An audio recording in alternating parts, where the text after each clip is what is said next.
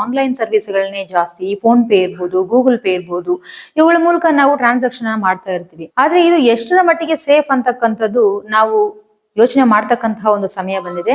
ಯಾಕಂದ್ರೆ ಈ ಸ್ಕ್ಯಾಮರ್ಸ್ ಹೊಸ ಒಂದು ಮೆಥಡ್ ಅನ್ನ ಕಂಡುಕೊಂಡಿದ್ದಾರೆ.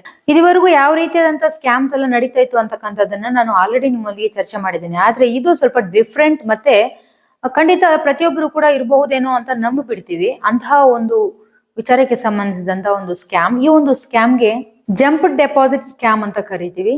ಇಲ್ಲಿ ಸ್ಕ್ಯಾಮರ್ಸ್ ಏನ್ ಮಾಡ್ತಾರೆ, ಅವರ ಕಡೆಯಿಂದ ಉದ್ದೇಶ ಪೂರ್ವಕವಾಗಿ ದುಡ್ಡನ್ನ ಕಳಿಸ್ತಾರೆ. ಅದು ಸಣ್ಣ ಪ್ರಮಾಣದ್ದು ಇರಬಹುದು ಅಥವಾ ದೊಡ್ಡ ಪ್ರಮಾಣದ್ದು ಇರಬಹುದು. ಯೂಶಲಿ ನಮ್ಗೆ ಈ ಒಂದು ಆನ್ಲೈನ್ ಟ್ರಾನ್ಸಾಕ್ಷನ್ ಅನ್ನ ಬಳಸಬೇಕಾದ್ರೆ ನಮ್ಗೆ ಮೆಸೇಜ್ ಬರುತ್ತೆ. ಅಂದ್ರೆ ಫೋನ್ ಪೇ ಇರ್ಬೋದು ಅಥವಾ ಗೂಗಲ್ ಪೇ ಇರಬಹುದು. ನೋಟಿಫಿಕೇಶನ್ ಆನ್ ಇರುವ ಸಂದರ್ಭದಲ್ಲಿ ನಮ್ಗೆ ಹಾಗೆ ಒಂದು ಮೆಸೇಜ್ ಬರುತ್ತೆ, ಅಂದ್ರೆ ನೀವು ದುಡ್ಡನ್ನ ರಿಸೀವ್ ಮಾಡ್ಕೊಂಡಿದೀರಿ ಅಂತ. ಅದಾಗಿದ್ದ ಸ್ವಲ್ಪ ಹೊತ್ತರಲ್ಲೇ ಎದರ್ ಒಂದು ಮೆಸೇಜ್ ಆಗಿರ್ಬೋದು ಅಥವಾ ಕಾಲ್ ಬರುತ್ತೆ. ನಾವು ಬೈ ಮಿಸ್ಟೇಕ್ ದುಡ್ಡನ್ನ